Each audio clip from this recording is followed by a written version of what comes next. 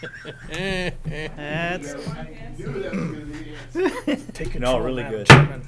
good afternoon. I'll call to order the January meeting of the New Ulm Public Utilities Commission. The first item for our agenda today is the election of officers for the commission. We need nominations for president and vice president.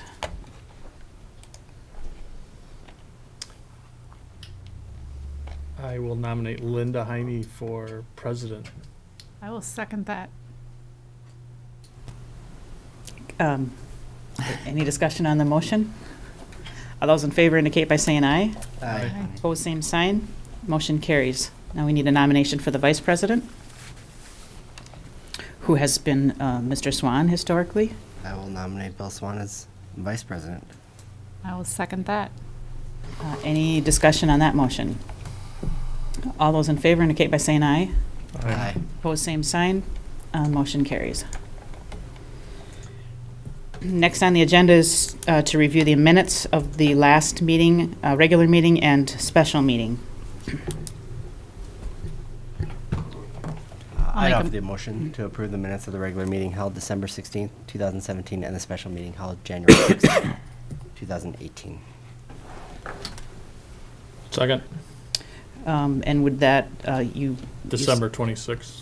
with the correction that the meeting was December 26th, not December 16th? Sorry. Any discussion on the motion? Put your glasses on. On the motion and second to approve the minutes of the regular meeting held December 26, 2017, and the special meeting held January 16, 2018. All in favor indicate by saying aye. Aye. Opposed, same sign. The motion carries. Next is our report regarding utility operations for January. Attached, you have the activity report for all the departments. The major items have been highlighted for each specific area. Just a reminder, we're continuing on with the recruitment for the utility director position. And we have been put on notice by the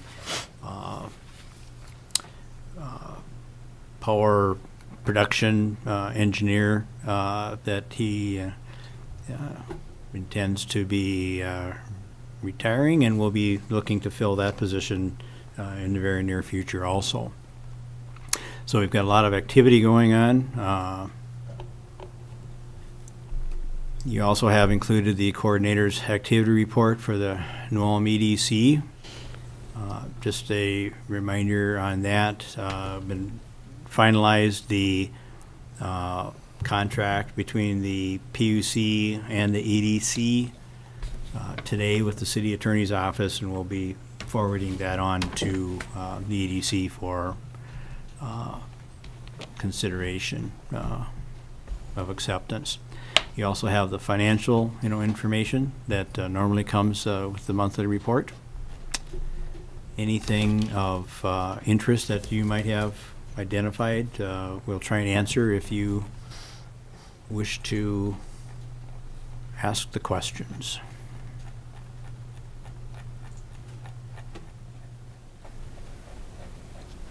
Do you have any comments about our employee of the month, Jeanine Allen? Well, Jeanine Allen is our boiler operator trainee in the electric production department. She's been with us since February of 2015. She fills in as needed with operating boilers and assisting the maintenance crew. She does a very good job, and hope she stays a long time, with us. Moves up the ladder. I think she'll do well. I'll make a motion to receive and order filed the report regarding utility operations during the month of January 2018. I'll second. And we recognize Jeanine Allen as employee of the month. Any discussion on the motion? We have a motion and second to receive and order filed the report regarding utility operations during the month of January 2018. All in favor indicate by saying aye. Aye. Opposed, same sign. The motion carries.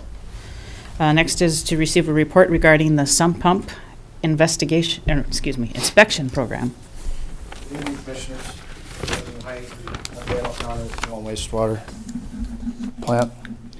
We came here and brought you this program in December of 14.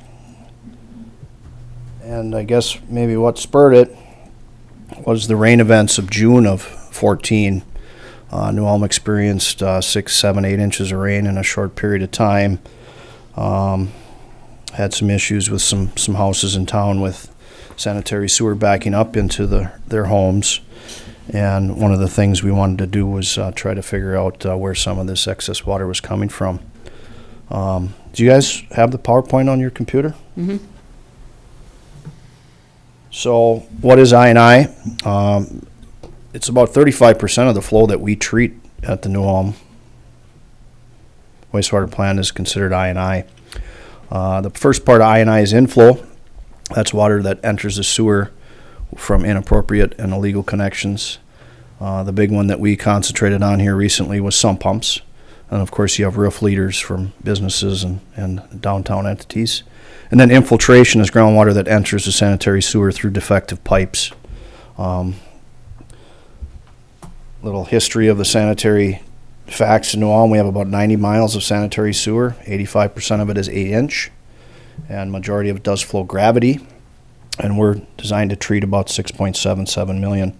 Just maybe a note that June 19th rain event, 18th rain event, 2014, we treated about 6.3 million. And to protect some things downstream, we bypassed some water into the Minnesota River at our one of our major lift stations at Center Street. So unable to measure that flow when it went into the river, but we assume if we would have let that go through the plant, we would have been well over 10 million gallons. So that's really what spurred this inspection program. Some facts on sump pumps.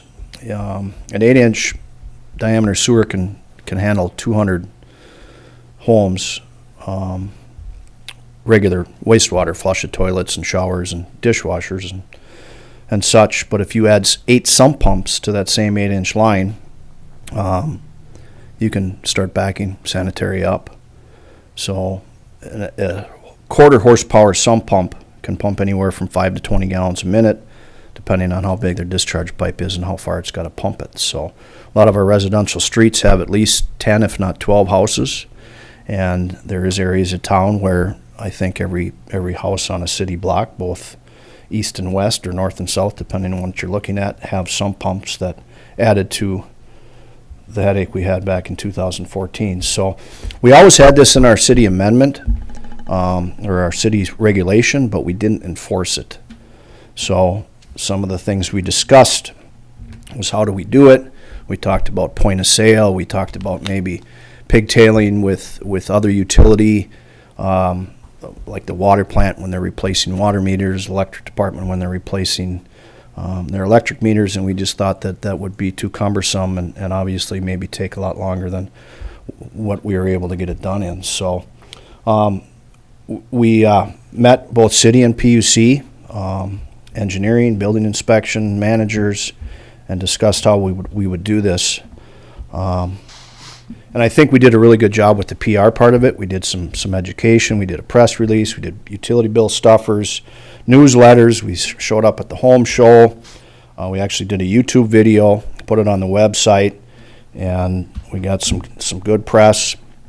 Initially, the first summer when we started the program, we hired 4 part-time kids. We had to figure out how they were going to get around. We were lucky to the wastewater just purchased a new truck, so we hung on to a vehicle that we were going to surplus and let them use that. We set up an office at the PUC building. We trained them. GIS developed a map and sort of an area of where we should concentrate the first summer. Contacted local plumbers, and then we contacted local realtors. A lot of times when you buy houses, they always have a little checklist of what you need to, make sure all your windows lock and close and there's no cracked windows and you have your proper GFI outlets. And then we added, make sure that your sump pump isn't going right into a floor drain. We did some question answer sheets that we put on the website, and once again, a lot of PR. I think this form that you're looking at now probably went through about 18 edits. we did some nice graphs and maps and things to let people know what was proper and improper. Like I said, we made a video. We were up to the city manager's house and videotaped the proper installation of a sump pump, and actually went to another city employee's house that he knew was illegal and videotaped that just to show people what was illegal and what wasn't. So with the ordinance, we rewrote it, put some teeth in it, saying that if you didn't let us in your house within 30 days, there would be a $50 surcharge to your utility bill. And then if we found an illegal sump pump, you had 60 days to correct it. So as you see, we finished the program up here this summer, early fall. We inspected 4,530 houses. Out of those houses, 1,029 people had sump pumps, but only 88 residences had illegal sump pumps. I think that data might be a little skewed. This did take 3 years to get this done, and I think and I hope that a lot of residents were proactive, knew that we were going to be knocking on their door sooner than later, and I believe that's one thing we wish we would have put on the inspection report if you actually corrected it before we came. So with that said, only about 9% of the houses in New Ulm were deemed illegal, but I think that might be a little skewed.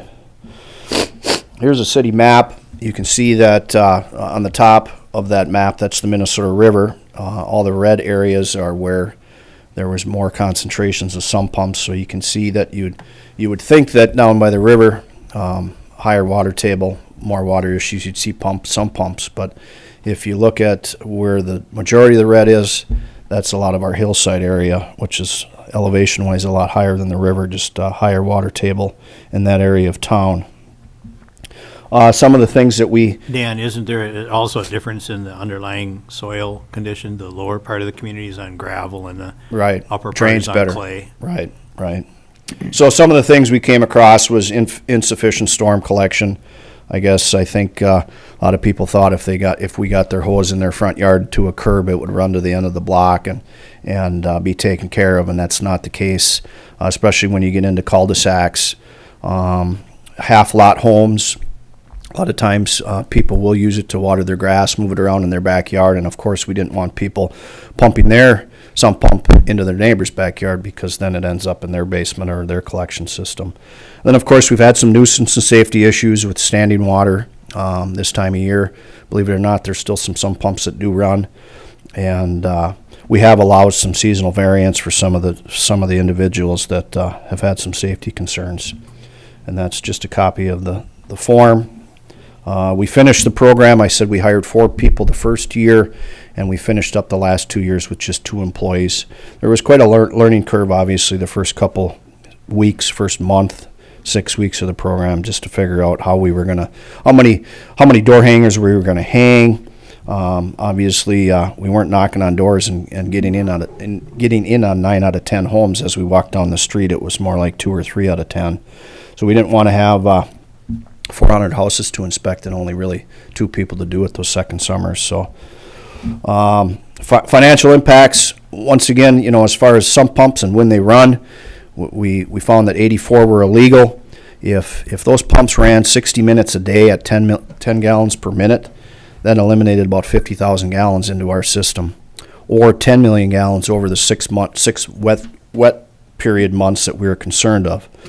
Basically, when the snow melts and the frost comes out, and you get the April showers. That's a big concern, and then until September, October, when things start to cool down, and we don't get so much moisture. So, with that said, about $50,000 annual savings in pumping and treatment costs, and that number is a very vague estimate because, once again, in April and May, when that frost comes out and you do get some rain showers and the ground is really saturated, I think the people that have the water issues around their house, that sump pump's going to run a lot more than 60 minutes a day and could be pumping a lot more than 10 gallons per minute. So there's a lot of Mother Nature factors that really make that hard to quantify, but I think that's at least a low estimate. Next step is to inspect the downtown area. The roof leaders in the downtown area, I guess maybe one of the problems with that is we don't have a lot of decent storm collection in the downtown area. And then we will continue to work with the city engineering to prioritize infrastructure for repairs and rebuilds and possibly get into some more lining of some pipes. With that, if there's any questions.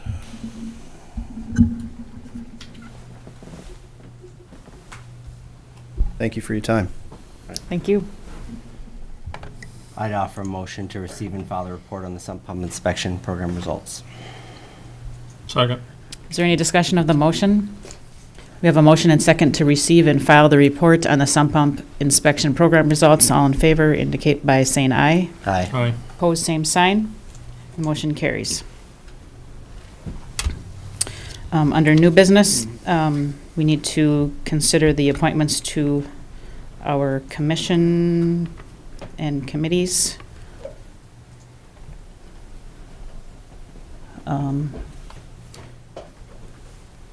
President Heine, one item that was not included because we were still working on the New Ulm EDC contract would be, you don't have to do it if you don't want to, but the New Ulm EDA decided they did want to, and that was if you're going to finance the EDC as you stated for 2018, that having a seat at their table might be of value.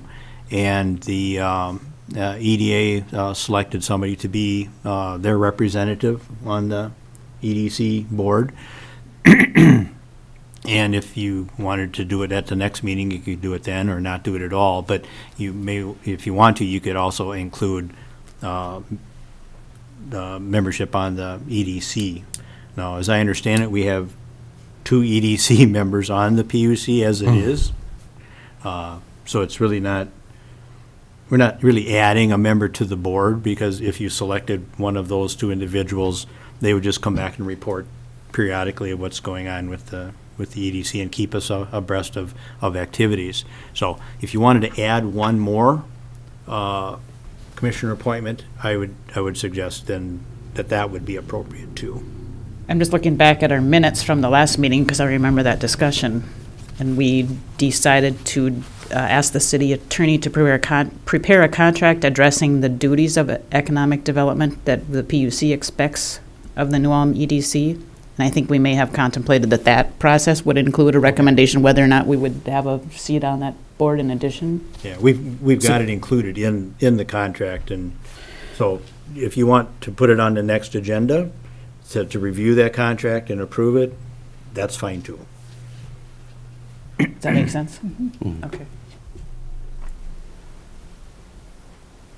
So then the PUC commission appointments we need to address today are the Energy Awareness Commission, Personnel Committee appointments, Long-Term Power, and Cable Communications Advisory Board appointment. Well, I'll certainly continue on the long-term power committee. And I certainly would like to continue on the personnel committee. I honestly think that the energy awareness is a nice one to get your feet wet for new commissioners. And Commissioner Shaughness approached me and indicated, I shared with her that Commissioner Bernick had served on long-term power, and she suggested maybe that wouldn't be the best place for her to start, so I volunteered to take I would be willing to take Commissioner Bernick's position on long-term power, and perhaps Commissioner Shaughness could take my position on cable communications. Any other thoughts about changing? That'd be fine with me. Okay, so we need a. So do we just have one on personnel? No, I'm sorry, I would be willing to continue on personnel. Or is that's traditionally the president served on that committee. Does it need to be the president? It doesn't have to be. It can be whomever the PUC wishes to select, but historically it's been. I'm willing, unless there's anybody else with a strong interest who'd like to take that position. I have an interest, but then that would leave energy and awareness alone. So do you need me to stay on energy and awareness? Because we wouldn't have a representative to that one then. I'd be willing to switch to energy awareness. The 2 of us need to serve on 2 committees. Okay. If you would. Sure. So what we're sort of discussing by consensus would be Energy Awareness Committee would be myself, Personnel would be Sean Fingland and Shannon Hillisheim, Long-Term Power would be myself and William Swan, and Cable Communications Advisory Board would be Commissioner Shaughness, right? Yes. So does somebody want to make a motion to that effect? So moved. Right. I'll Second. Okay. Any other discussion? So we have a motion and second to approve the 2018 commissioner appointments as follows. Energy Awareness Commission appointment, Commissioner Heine. Personnel Committee appointments, Commissioner Hillisheim and Commissioner Fingland. Long-Term Power Committee appointments, Commissioner Heine and Commissioner Swan. And Cable Communications Advisory Board appointment, Commissioner Shaughness. Any further discussion on the motion? All in favor indicate by saying aye. Aye. Opposed, same sign. Motion carries. Phew. Next, we are asked to consider resolutions regarding Larry Vogel and Jeff Wesselman.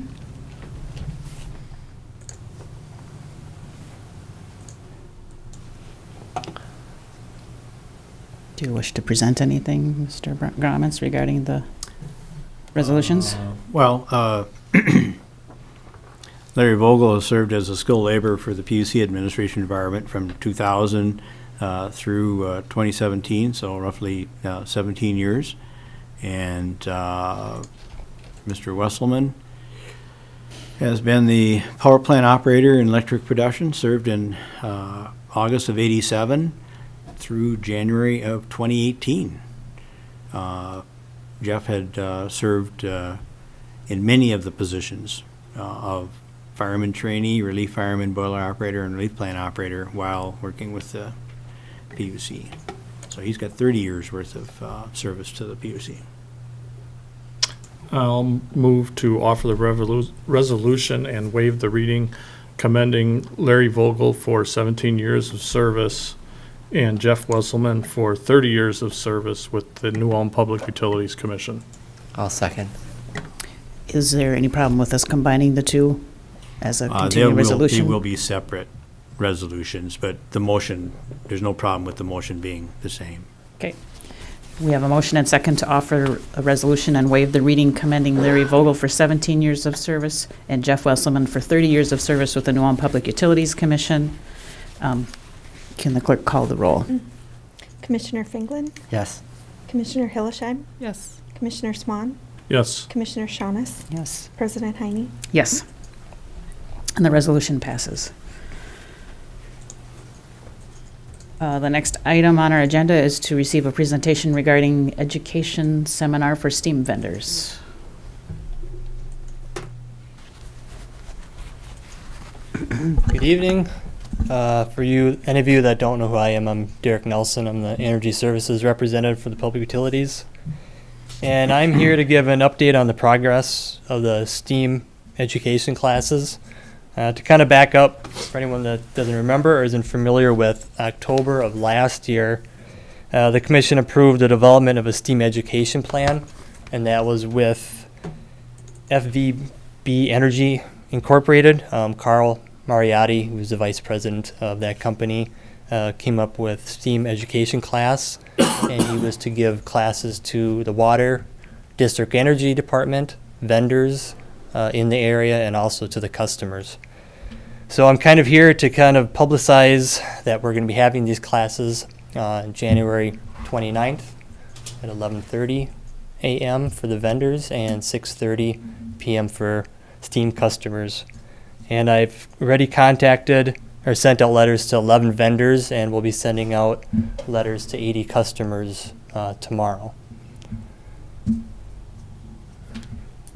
It's kind of, I just wanted to come and hopefully have the journal here and kind of get some free advertisement and get some, as many people as we can, vendors and customers in here, because as people retire from the vendors to the people in the public utilities, we don't want to lose the the knowledge in STEAM, since it's a big thing for the public utilities. So that's all I really have. Thank you. Yep. I'll make a motion to receive and order file the report on an education seminar class scheduled for district energy system vendors and customers. I'll second. Any discussion of the motion? We have a motion and second to receive and order filed the report on an education seminar class scheduled for district energy system vendors and customers. All in favor indicate by saying aye. Aye. Opposed, same sign. And the motion carries. Okay, thank you. Thank you. The next item on the agenda is to consider purchase of a new truck for the electric distribution department. Are you gonna? And Larry went home early, feeling sick, so I'll cover this one. They're replacing their Unit 14, which is a 2000 Chevy dump truck, due to both age and mileage. This is their smaller dump truck that they use on a lot of residential or smaller projects. It's meant to get into the kind of the smaller places where their big dump trucks can't go. The low bidder was actually Chuck Spaeth Ford, so it's a local bid. And again, this is a budgeted truck replacement for this year's budget. If you have any questions? I'll offer the motion to authorize the electric distribution staff to purchase a new F-450 4x2 regular cab truck to replace unit number 14, a 2000 Chevy dump truck due to mileage and age. A second. Any discussion? We have a motion and second to authorize the electric distribution staff to purchase a new F-450 4x2 regular cab truck to replace unit number 14, which is a 2000 Chevy dump truck due to mileage and age. All in favor indicate by saying aye. Aye. Opposed, same sign, and that motion carries. Next, we are to consider purchasing an additional scale computing node.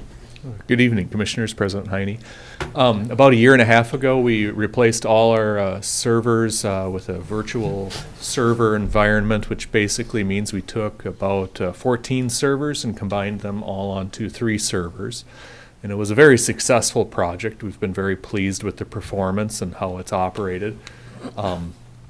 As with most things that are successful, we ran out of room, and so now this year with some of the projects that we're anticipating for this year and the projects that we're anticipating for the future, we see a need to add additional capacity to this solution.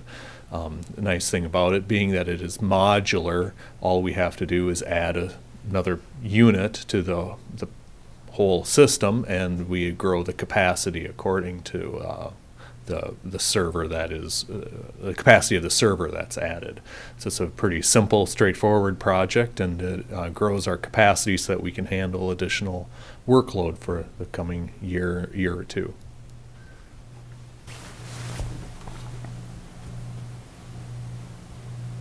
And this was a budgeted item. Yes, it was.